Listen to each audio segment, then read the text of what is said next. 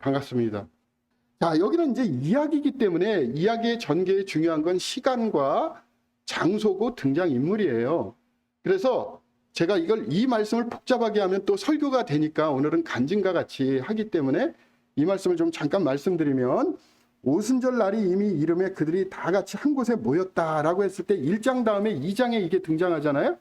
그죠? 자, 그러면 이야기라고 하는 거는 중간에 딱 끊고 이야기를 들으면 이해가 돼야 안 돼요? 안 되죠? 그래서 우리가 시리즈물 넷플릭스 나오면 유명해가지고 그런 게 재밌다더라 그래서 3편부터 왔는데 잘 이해가 안 돼. 그러면 어디로 가죠? 1편, 2편을 다시 본단 말이죠. 그래야지 3편에 이거구나. 그렇죠. 성경도 똑같습니다.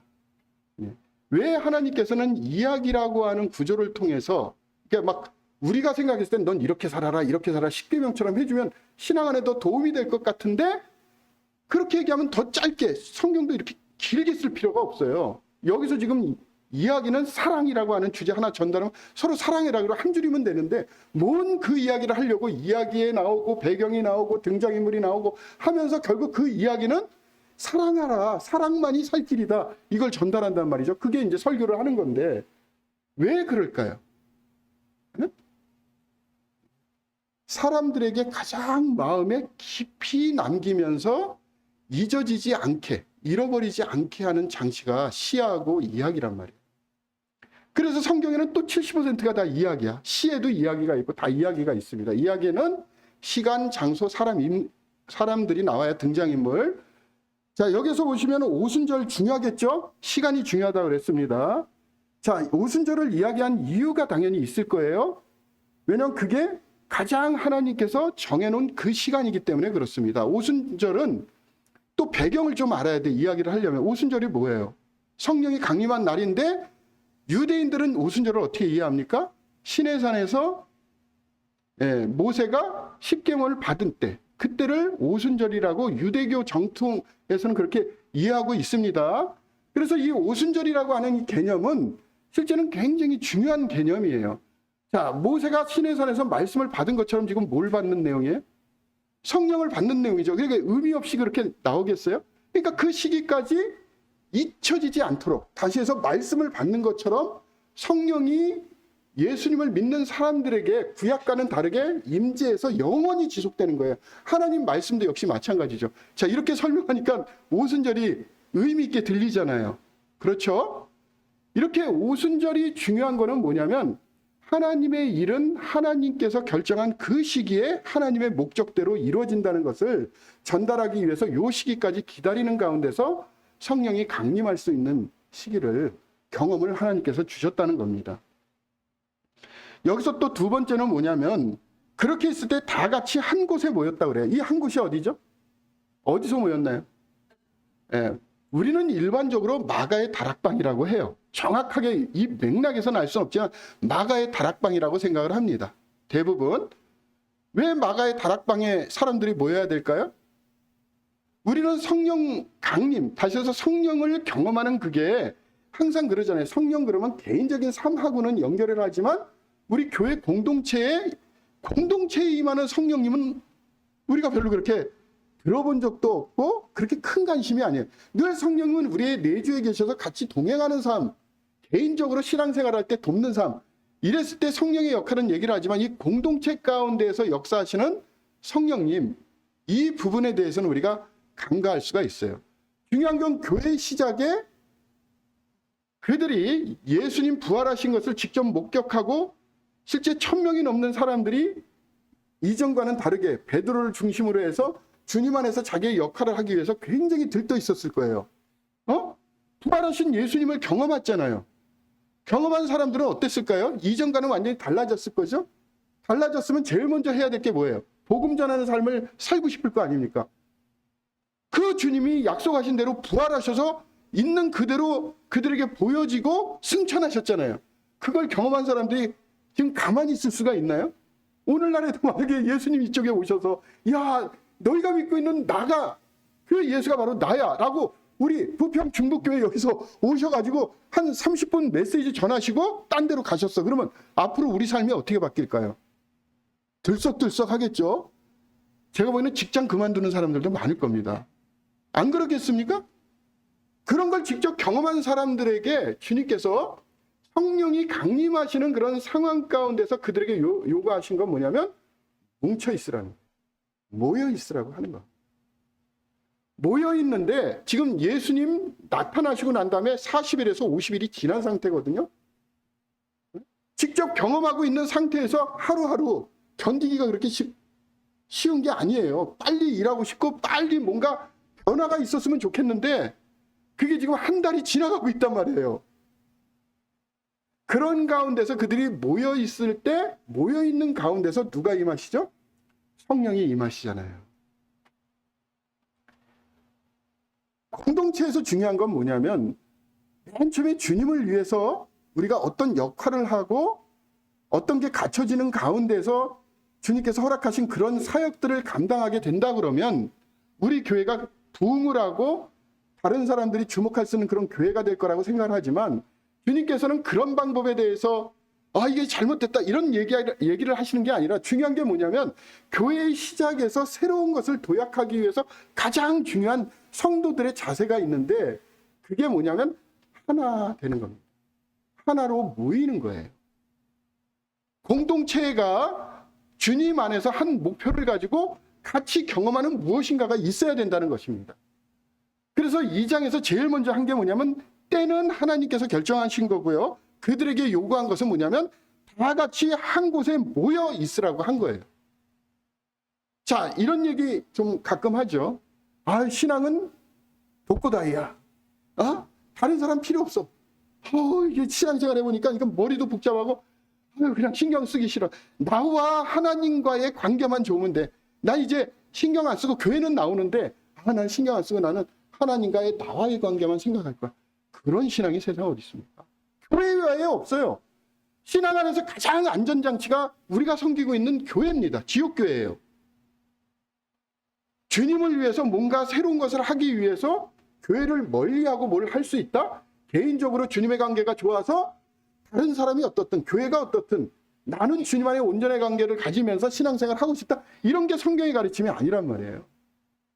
시작도 교회고 삶도 교회고 마무리도 교회예요. 그 교회 가운데 있는 나의 삶과 영성이 그 교회 공동체를 위해서 하나님께서 우리에게 허락하신 은사대로 섬기는 것입니다. 그래서 살아있는 가운데 신앙생활을 할 때 가장 중심을 이루는 게 우리가 섬기고 있는 교회예요. 그 교회에 성령이 같이 임하시는 이 공동체의 이런 경험은 실제는 앞으로 시작하는 모든 지역교회의 표본이 될 수 있도록 하나님께서는 사도행전 2장을 통해서 기다리는 가운데 그 공간에서 그런 모습으로 성령을 경험할 수 있도록 이렇게 허락하신 것입니다. 신앙 안에서 가장 중요한 게 뭐라 그랬어요? 때예요, 때. 그리고 교회 공동체입니다.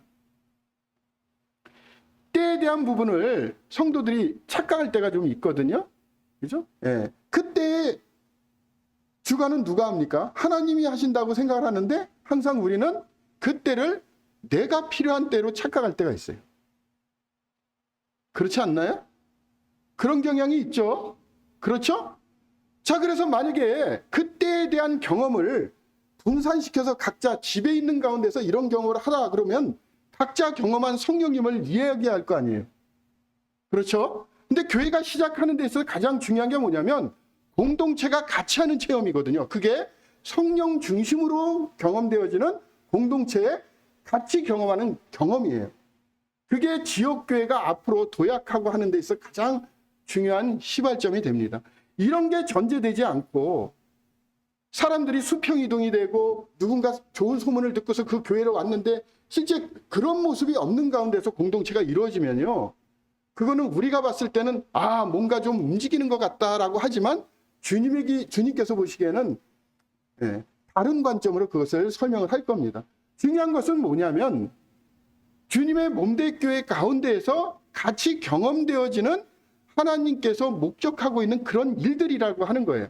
그래서 개인적으로 무엇인가를 경험해서 신앙 안에서 우리가 성장하는 게 아니라 지역교회를 중심으로 해서 신앙생활을 할 때 그게 규모가 있든 없든 하나님께서 그것을 굉장히 귀하게 여기신다는 것입니다. 제가 서울 송파교회 갔을 때 규모가 그렇게 많지 않았어요. 제가 첫 번째 올라와서 설교를 하는데 약속이나 한 듯이 제가 약간 가장을 하면 고개가 전부 다 숙여졌습니다. 설교가 딱 시작되면 지금처럼 이렇게 저를 다 쳐다보는 게 아니에요. 고개가 뚝 떨어져요. 그럼 뭐를 하느냐? 핸드폰 봐요. 핸드폰 봐. 아니, 제가 지금 초청을 받아서 그런 사역을 도움을 받아서 하고 있는데 새롭게 이렇게 와서 하는 사람이 그걸 하고 있는데 고개를 뚝 떨어서 안 쳐다본단 말이에요. 그러면 성도들이 전해지는 말씀에 대한 기대가 있다는 겁니까? 없다는 겁니까? 전혀 기대하지 않는 거죠. 그래서 제가 고민에 빠졌어요. 어떤 고민에 빠졌냐면, 야, 이 성도님들 어차피 나는 굴러온 돌이란 말이에요. 그 교회 성도가 아니에요. 저는 초빙받아서 온 사람이지, 성도님들한테 개인기 가서 저는 이런 마음이니까 좀 저를 좀 잘 따라주시거나 아니면 제가 섬길 수 있도록 해주세요. 이렇게 만나서 설명해서 될 일이 아니야. 그래서 제가 어떤 걸 결정했냐면, 이거를 유일하게 해결할 수 있는 방법은 설교밖에 없다. 그래서 그때부터 이제 제가 사용한 방법이 강해 설교라고 하는 겁니다. 왜냐하면 강해 설교라고 하는 거는 시간이 좀 걸리긴 하지만 2, 3년 동안 지속적으로 설교를 하게 되면 성도들이 바뀌어요. 연구 결과입니다. 제가 이제 교회를 딱 갔는데 형제회의를 하면 목소리부터 높여요. 그렇게 많지도 않은데 형제회의를 하면 목소리부터 높여. 그리고 어떤 분이 흥분해가지고 뛰쳐나가. 뛰쳐나가. 또 어떤 그러셨는데, 그리고 또 자매님들은 콩나물 2숟가락 넣으라 그랬더니 3숟가락 넣어가지고 여기도 시끄럽고 저기도 시끄럽고. 그리고 또 저한테 있을 때 와가지고 고민이 있는데 좀 상담해 주세요. 그리고 만나면은 다 성도님들 가운데 벌어졌던 일들이에요. 그래, 여기서 들으면 이야기, 이쪽 들으면 또 이쪽 이야기 막 들으면서 도대체 내가 어디에 중심을 잡아야 될지 모르겠었어요. 그러니까 제가 오기 전에 이런 문제들이 교회에 팽배해 있었던 거고, 또 어떤 성도들은 기분 나쁘다고 교회를 안 나오고 또 다른 교회에 넘기고, 왜냐면 교회가 다 거기에 붙어 있거든. 빙빙빙 돌아요. 그러니까 성도들은 다 한 가족이야. 근데 장로님들은, 각 지역교회 장로님들은 긴장관계예요. 왜냐면 여기 있다가 좀 마음에 안 들면 이 교회 가고, 이 교회 있다. 하필은 다 송파 지역에 교회가 3개가 있어요. 이렇게 복잡한 거를 돌이킬 수 있는 유일한 방법이 뭡니까? 하나님 말씀밖에 없잖아요. 우리가 믿는 바. 그래서 이제 강해 설교를 했어요. 강해 설교는 이제 주제 설교가 아닙니다. 주제 설교가 아니에요. 그냥 당장은 내가 지금 겪고 있는 현실의 문제를 다루는 것 같지 않지만 성도들은 하나님 말씀에 대한 권위를 자연스럽게 인정을 해요. 그렇게 인정하는 가운데 어떤 현상이 벌어지냐면, 자기를 주장하는 것들이 점점점 사라지기 시작했어요. 그래서 목소리 높이는 사람들이 없으니까 회의가 좀 재밌죠. 그렇죠? 그리고 서로 성도들은 절대 이렇게 말다툼이 나도 인간적으로 막 감정 그런 게 아니거든요. 옳고 그름의 문제 때문에 나는 그걸 주님 안에서 옳다고 생각하지 않아. 이렇게 가지고 벌어지는 일들이에요. 그러면 동기는 주님 다 사랑하는 건데 결과나 방법은 달라. 그러면 동기는 훌륭하지만 요게 다르면 어떻게 하면 되죠? 성경에 비춰서 무엇이 옳은지 아닌지 분명히 틀린 사람이 있을 거 아닙니까? 자, 그 방법을 원리 원칙대로, 다시 해서 성경을 제가 그랬죠. 사도행전은 이렇게 읽어서 여기서 이야기하는 말씀을 주님께서 그 목적대로 우리가 바로 알아야지 이 말씀의 의미를 제대로 전달할 수 있는데, 본인이 그 말씀을 가지고 이런 의미다라고 했는데 그렇게 믿는 거예요. 그럼 그 믿는 게 성경을 믿는 건가요? 자기 해석을 믿는 건가요? 자기 해석을 믿는 거죠. 근데 참 놀라운 게 신앙과 관련해서는 그게 실제는 진리가 아닌데 본인이 진리라고 결정을 하면 그 사람에게는 진리가 돼. 그래서 타협이 안 돼요. 타협이. 이게 이제 교회가 소모적으로 앞으로 시간이 지나면서 어려워질 수 있는 문제더라고요. 그래서 이제 제가 3, 4년 동안 계속 에베소서면 에베소서에서 강해 설교만 계속 하게 됐고, 결국은 이제 교회가 바뀌기 시작했습니다. 교회가 바뀌기 시작하고 시간이 걸리는 문제이지만 결국은 그렇게 교회가 안정이 되니까 주님께서 또 새로운 사람들도 보내주고 또 그 사람도 이렇게 와서 보니까 분위기가 좋으니까 또 있게 되고 이렇게 이제 선순환 관계가 있다 보니까 조금 숨통이 트이는. 제가 이 말씀을 왜 드리냐면 우리 그 부평 중북교회가 이렇지 않다 이런 얘기를 하는 게 아닙니다. 모든 방법은 말씀에서 찾으면 돼요. 말씀에서.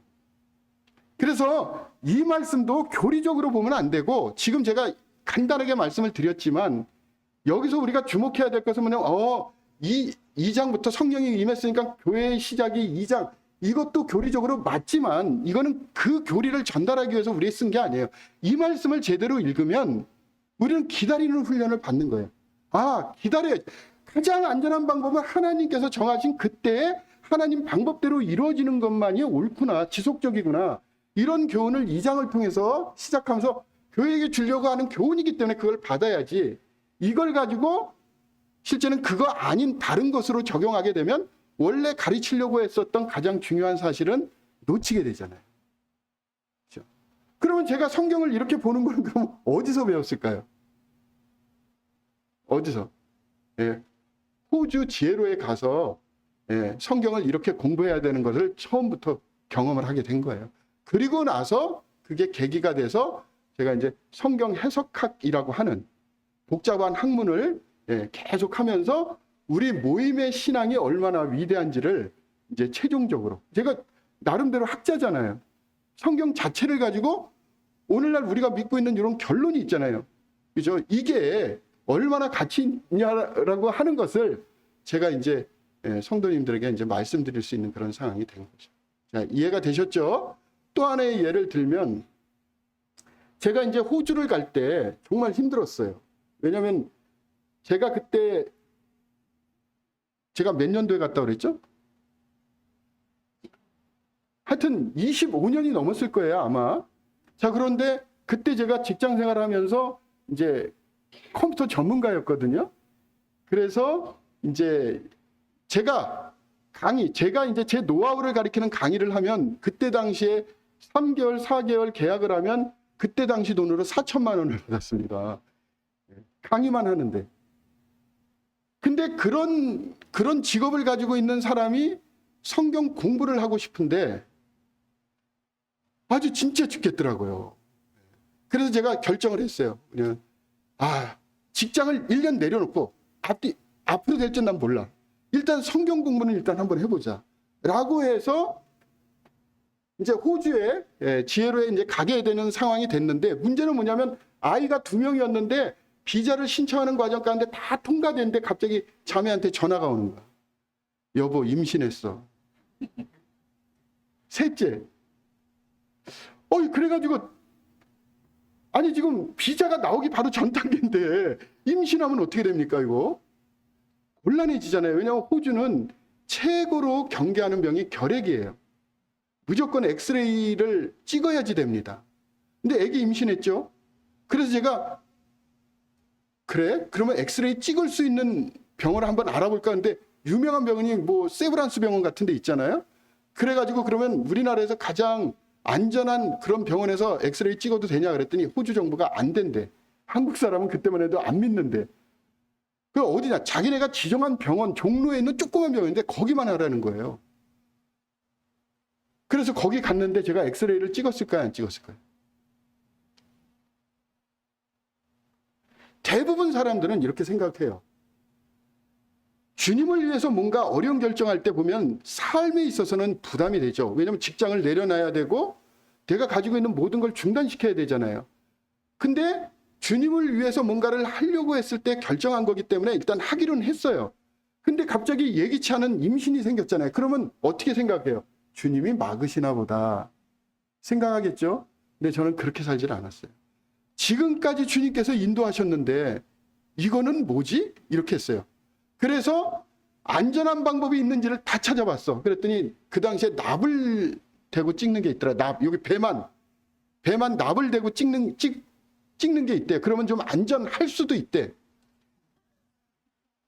그래서 제가 안전할 수도 있는 가운데서는 못하죠. 어떻게 엄마가 그걸 하겠습니까?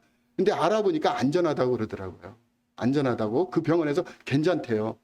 만에 하나 안 그럴 수도 있지만 괜찮다.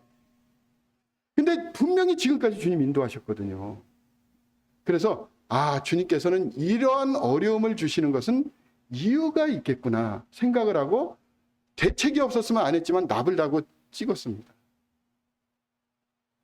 자, 납을 해가지고 찍어가지고 이제 비자가 제대로 나왔어요. 그래서 이제 가게 됐는데, 자, 뱃속에 아이가 이제 임신된 지 얼마 안 됐어요.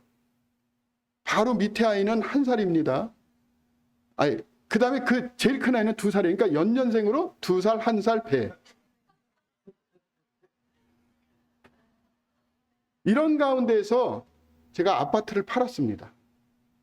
팔고, 세상이 주목하는 그런 학교도 아니에요. 지혜로가 우리 모임에서는 들어봤지만 세상에 누가 그걸 알아줍니까? 학위 주는 것도 아니고. 아파트 팔고 임신한 상태에서 그 몸을 끌고 거기서 성경 공부해야 된다고 하는 하나 때문에. 자, 갔는데 문제가 또 생겼어요. 뭐냐면 영어가 안 들려. 영어 공부 나름대로 하고 갔거든요. 근데 처음 외국 사람 앞에서 강의 듣는 걸 처음이잖아요. 그런 걸 어디서 해본 적은 없고. 했는데 안 들리는데 그 옆에 이호경 형제님이라고 아시죠? 이호경 형제님, 전전임 원장님. 이호경 형제님하고 같이 공부했거든요. 이분은 영어를 이제 비즈니스로도 외국인을 많이 만나 영어를 굉장히 잘했어요. 그 다음에 영어를 더 잘하는 김대영 형제님. 그리고 저랑 이제 아시는 문희갑 형제님. 그쪽 창조 형제, 그 가족하고 같이 갔거든요. 네 그룹이서. 두 그룹은 영어 모르는 그룹. 이쪽 그룹은 영어를 굉장히 잘하는 그룹. 아니, 공부하러 갔는데 안 들리네. 그러면 제가 공부하는 겁니까? 안 하는 겁니까? 아니, 이렇게 하시다가 제가 간증한다고 그랬어요. 제가 분명히. 그죠? 네, 재미없으면 얘기를 하세요. 아니, 안 들리는데 그 공부하러 가는 게 맞아요? 안 맞아요? 자, 자매는 임신하고 1살짜리 있고 2살짜리 있는데 일단 집에 가면 잠을 못 자요. 그리고 교실에 앉으면 안 들려. 집에 가도 날리고 여기도 날리고. 그리고 또 뭐가 생기냐면 질투가 생겨요. 왜 영어 잘하는 사람들은 선생님하고 막 주거니 받거니 막 희낙낙하는데 우리는 그냥 물어봐도 모르고 대답도 못 알아듣고. 거기에 아침 9시부터 1시까지 무조건 월요일부터 금요일까지 계속 수업이 반복이 됩니다. 그래서 제가 이제 판단을 했어요. 뭐냐면 이 호주는 사랑이 없는 교회다. 아니, 우리나라는 외국인 분들이 와가지고 한국말 못하고 그러면 더 신경 쓰잖아요. 근데 서양 사람들은 이렇게 해가지고 영어를 딱 했는데 못 알아듣는 것 같잖아요. 그리고 수업 시간에 눈길 한 번 안 줘요. 그러니까 우리한테는 눈길 한 번 안 줘요. 근데 이쪽은 계속 희낙낙하면서 great 막 하면서 막 해요. 근데 우리는 눈길 한 번 안 줘. 그러니까 여기는 내가 일부러 왔지만 인격적으로 문제가 심각한 교회구나. 주님께서 이걸 배우게 해주시는구나. 해가지고 이제 한 가지 더 생겼죠. 집에 가서 안 들려. 또 여기 마음의 쓴뿌리 있잖아요. 막 수업 내내 판단하는 거야. 그래, 니네끼리 웃어라. 내가 뭐 하면서 계속 그러면서 5시간을 1시까지 있는 거예요. 그러면서 거기에 1년을 딱 버텼습니다. 제가 일단 돈 내고 왔기 때문에 수업은 무조건 참석한다. 빠지지 한 번도 안 빠졌습니다. 안 들려도 쓴뿌리가 나도 뭐 지각 한 번 하지 않고 철저하게 했어요. 그냥 눈물이 나더라도 참으면서 했습니다. 안 들려. 재미도 없어. 그러면서 거기에 있었어요. 나중에 한 사실인데 호주하고 서양 사람하고 우리는 완전히 생각이 다르더라고요. 우리는 좀 부족하면 가서 이렇게 해주는데 호주 사람들 그걸 예의가 없다고 생각해요. 이렇게 근데 영어를 못 알아듣는다 그러면 자꾸 아는 척하면 이 사람한테 불편하게 만든다고 해서 오히려 쳐다보지를 않아. 근데 그거를 제가 들어본 적이 있어야죠. 근데 나중에 그걸 설명을 해주시더라고. 자, 제가 만약에 중간에 스트레스 쌓여가지고 내가 이런 거 배우러 왔어 해가지고 다시 한국으로 돌아갔으면 어떻게 했을까요? 네, 호주는 다시는 발을 안 들여놨을 겁니다. 어찌하든 제가 거기에 붙어 있으려고 가고 배우는 건 없는 것 같지만 그렇게 해서 거기서 한 번도 지각하지 않고 1년 동안 일단 버텼어요. 그런데 1년 딱 지나고 난 다음에 어떤 형제님이 저희 집에 딱 오시더라고요. 오시더니 진짜 1년 만에 처음 왔어요. 그분이 거기서 존경받는 장로 형제님이신데 솔직히 불쾌했어요. 내가 힘들 때, 그리고 1년 지나고 나니까 저도 만진창이가 됐는데 이분이 쓱 저희 집에 오시더니 수표 하나를 딱 주시더라고요. 너를 위해서 1년 동안 기도했대. 신경 안 쓴 게 아니라 1년 동안 기도했대. 그러면서 그 수표를 딱 주시더니 숫자가 없는 수표를 무슨 수표라고 그래요? 백지 수표를 주시더라고요. 그러더니 이 형제님이 네가 쓰고 싶은 만큼 써서 가지래요. 깜짝 놀랐어요. 무슨 이분이 그냥 정해서 주면 되는데 또 쓰라고 그러니까 스트레스 쌓이더라고요. 왜냐하면 제가 거기 있으면서 애가 태어났거든요. 애 태어났는데 한 1,000만 원 정도 들더라고요. 근데 우리가 학생 비자로 간 게 아니라 거기가 정식학교가 아니니까 지혜로가 이게 취업 비자로 가다 보니까 아이에 대한 학생 혜택이 없어.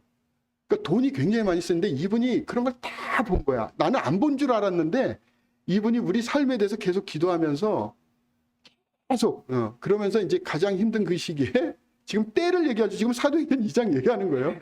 네.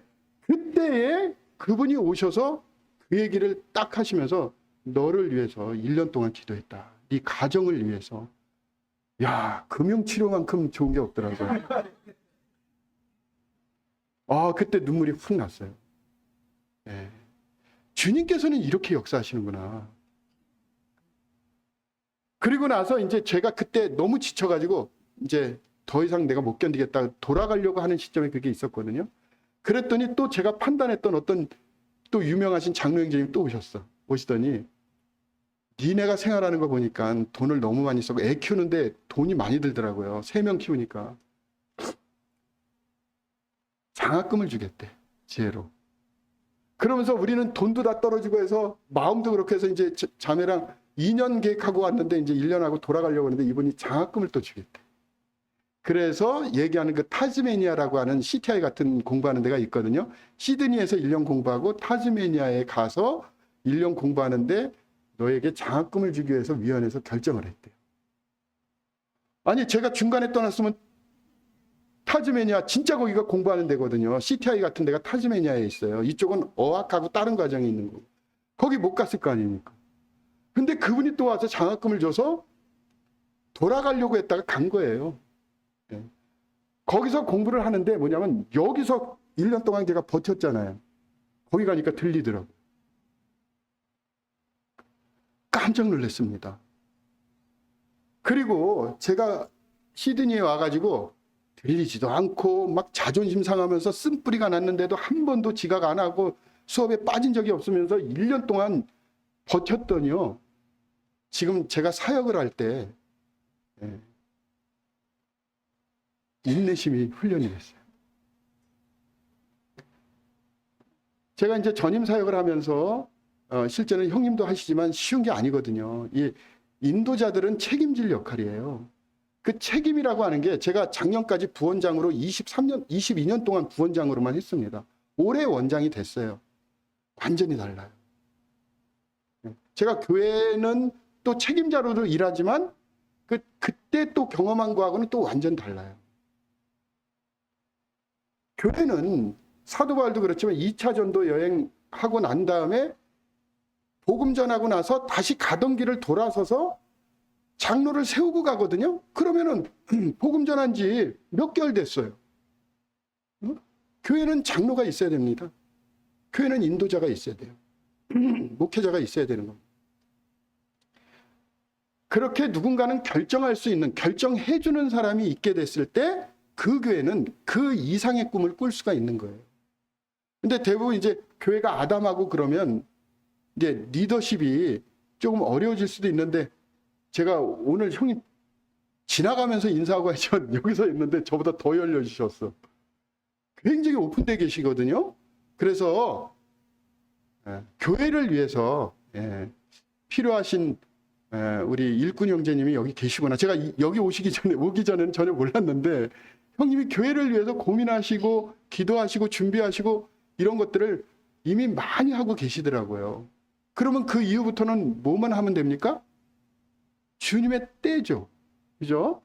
그 주님의 때에서 가장 중요한 게 뭐죠? 준비하는 거예요. 준비하는 게 굉장히 중요하거든요. 만약에 우리가 하나님 안에서 우리 부평 중북교회의 부흥을 원한다. 그러면 인간적으로 우리가 할 수 있는 모든 걸 다 갖출 수는 있습니다. 그렇지만 그런다 하더라도 가장 중요한 건 하나님의 때잖아요. 그러죠? 두 번째는 공동체가 같이 경험하는 거예요.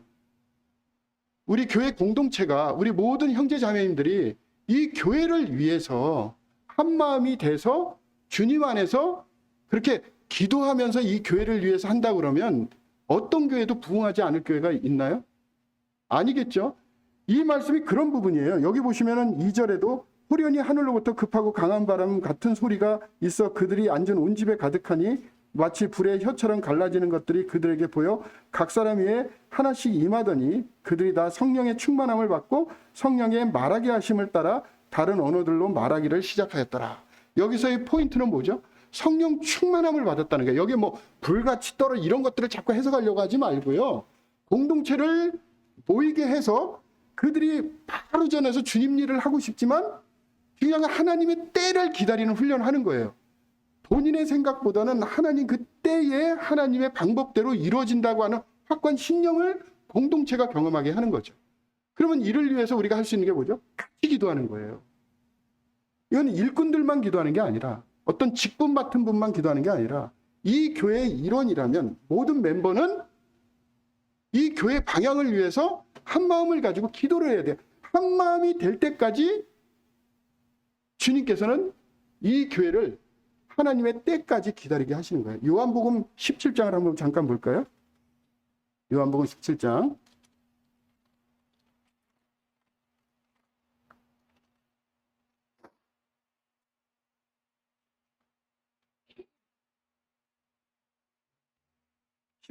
찾으셨죠? 21절. 요한복음 17장 21절. 아까 사도행전 2장이 모여있고 하나 되는 거죠. 그죠? 그 가운데 임하시는 성령의 강림하심이란 말이죠. 자, 그러한 것을 이루는 그 목적이 여기에 있습니다. 21절 같이 읽어볼까요? 시작. 아버지여, 아버지께서 내 안에, 내가 아버지 안에 있는 것 같이 그들도 다 하나가 되어 우리 안에 있게 하사 세상으로 아버지께서 나를 보내신 것을 믿게 하옵소서. 결국 복음 전하는데 가장 핵심이 뭐예요? 교회 하나됨이죠. 그 하나됨에 대한 부분을 어떻게 설명합니까? 아버지요. 아버지가 내 안에, 내가 아버지 안에. 이렇게 설명하죠. 이거는 천지가 창조하기 이전에 이거 상호 내주거든요. 삼일체 하나님이 뗄래야 뗄 수 없이 하나 되신 거예요. 이걸 삼위일체라고 설명을 하죠.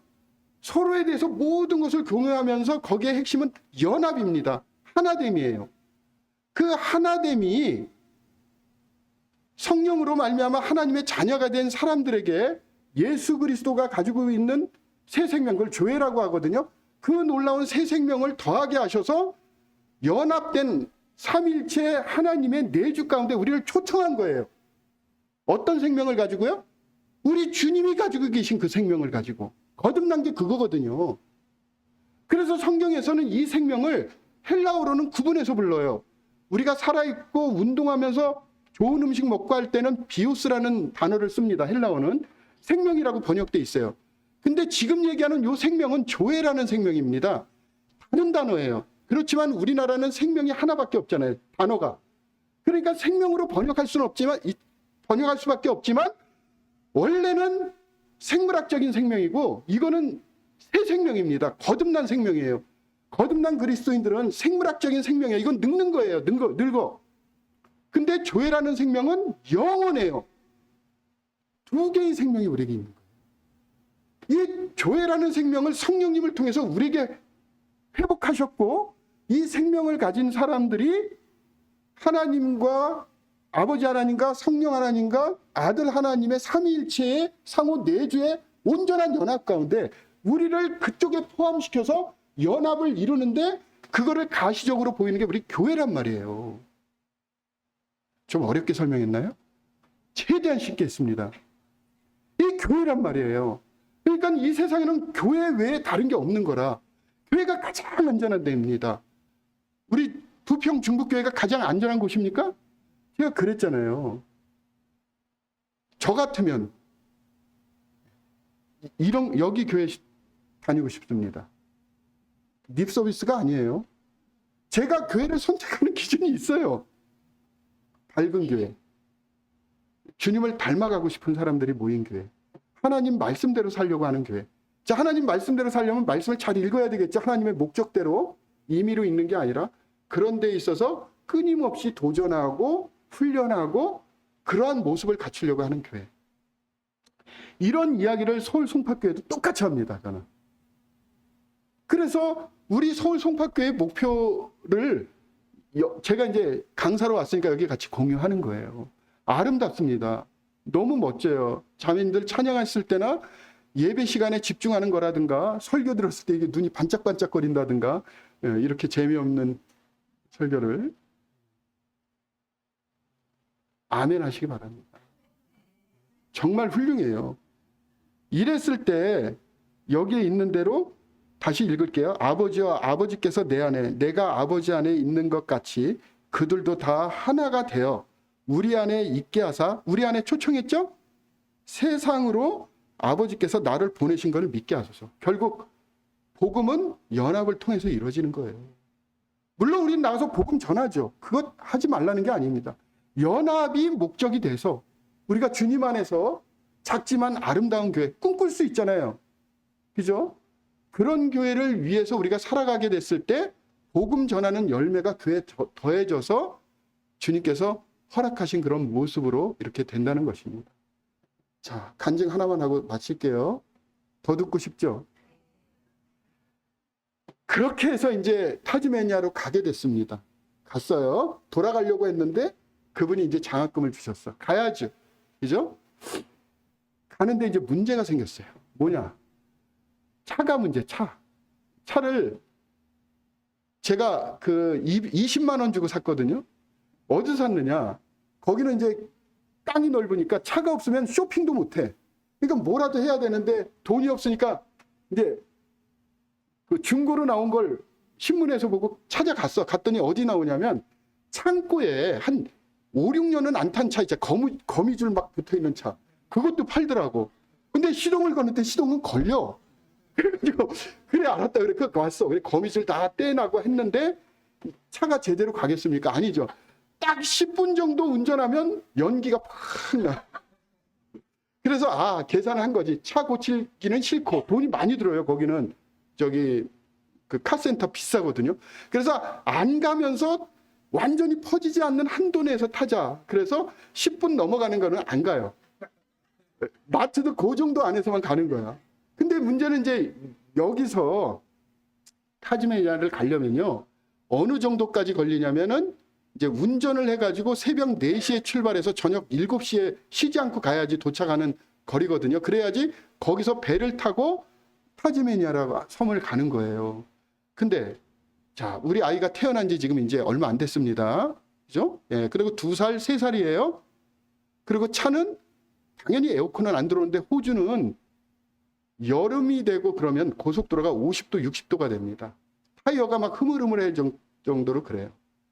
근데 가긴 가는 걸 선택했는데 물리적으로는 안 되잖아요. 첫째, 에어컨 없는 태어난 아기를 태우고 새벽 4시부터 저녁 7시까지 그 고속도로에 그 뜨거움을 견디면서 갈 수 있습니까? 안 되잖아요.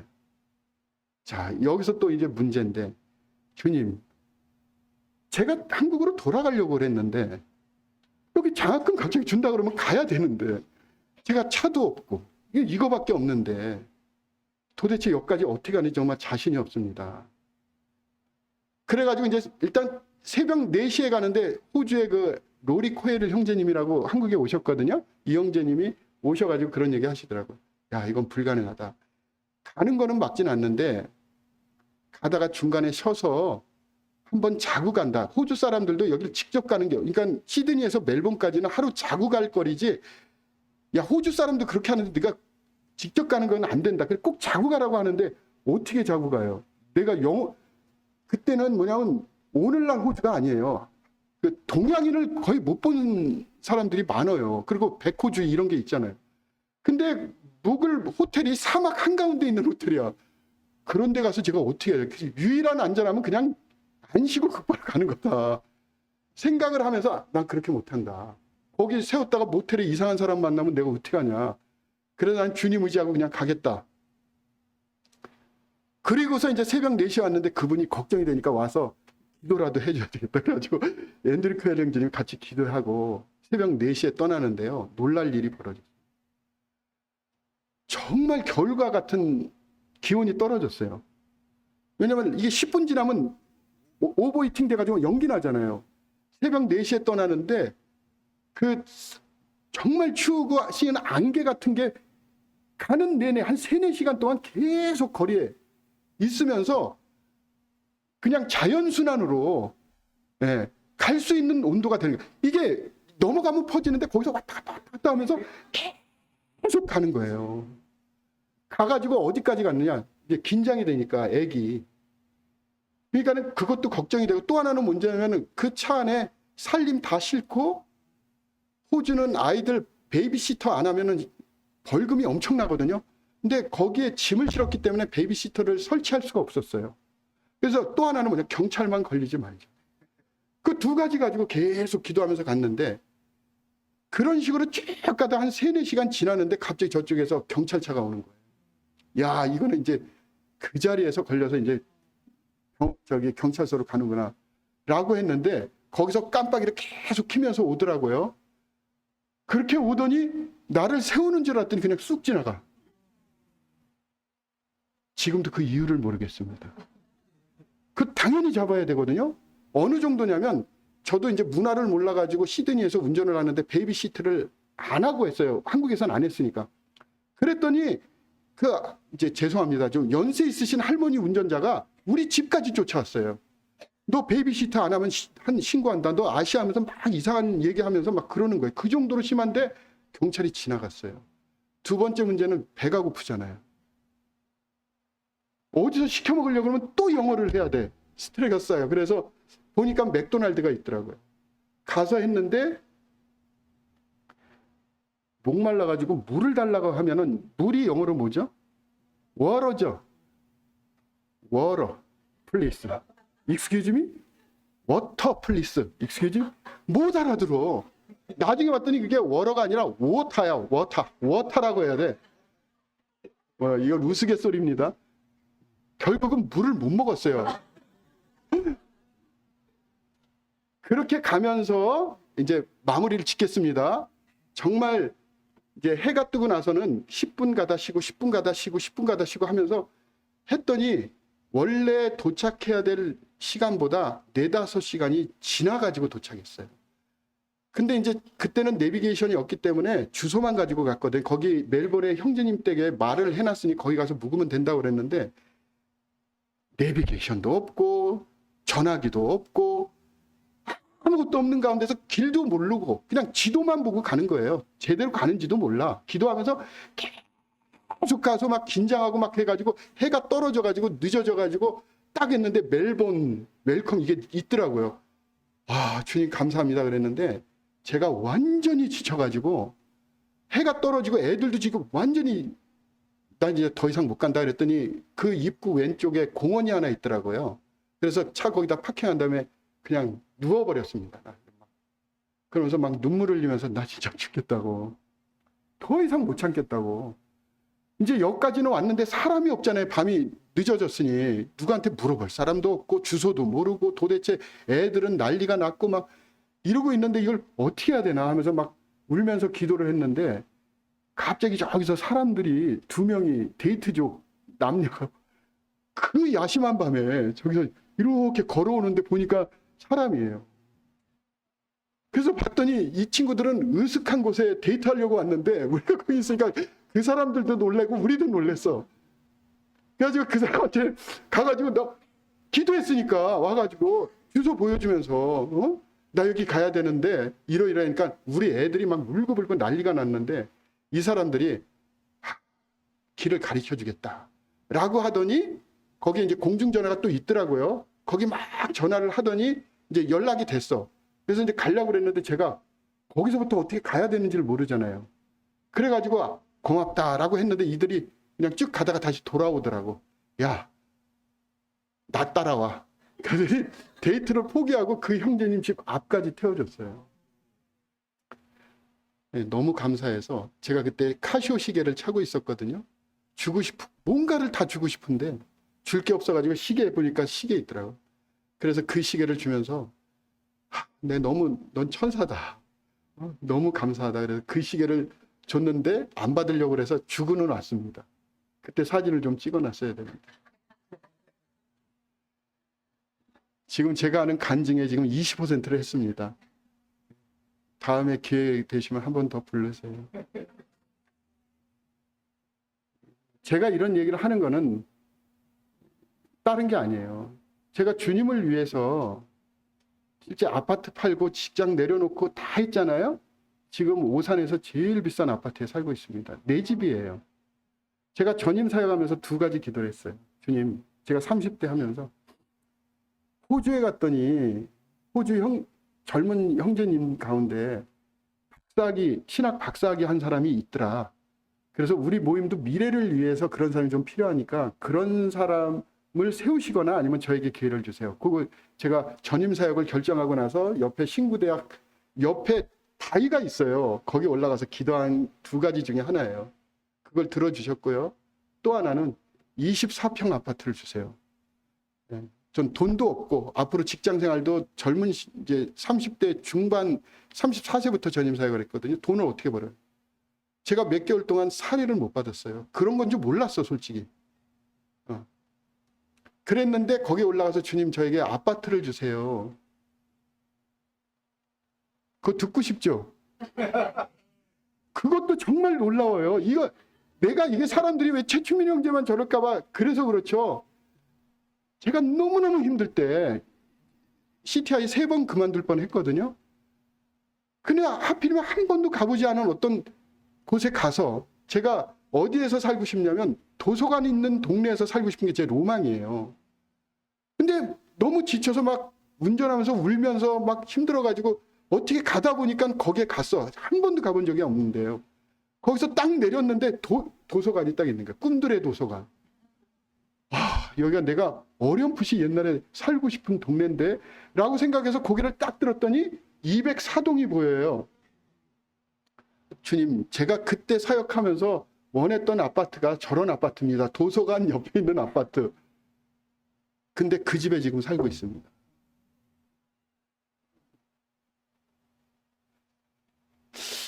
믿어지지 않으시죠? 네. 제가 말씀드리는 거는 이거는 뭐 주님을 위해서 살면 뭐 주님께서 이런 거 아니에요.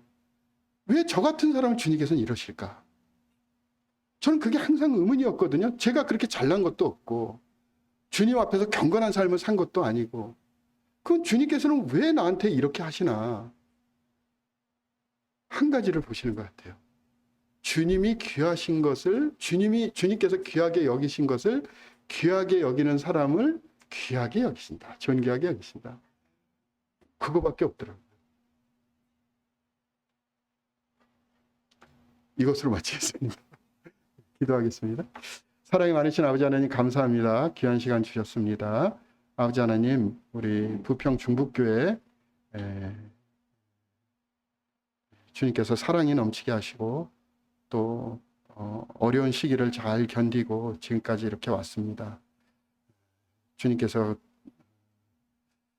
우리 성도님들 가운데 기쁘게 주님을 섬길 수 있는 환경으로 인도하여 주시고 또 더욱 하나가 돼서 이 인천 부평 지역에 복음의 전두기지로 주님께서 이 교회를 사용해 주시고 또 사역하시는 형제님의 마음을 굳건히 붙들어 주시고 격려하셔서 이 교회가 기쁨이 될 수 있도록 주변에 방황하고 있는 사람들이나 또 교회를 정하지 못하고 있는 사람들이 더해질 수 있도록 도와주시길 원합니다.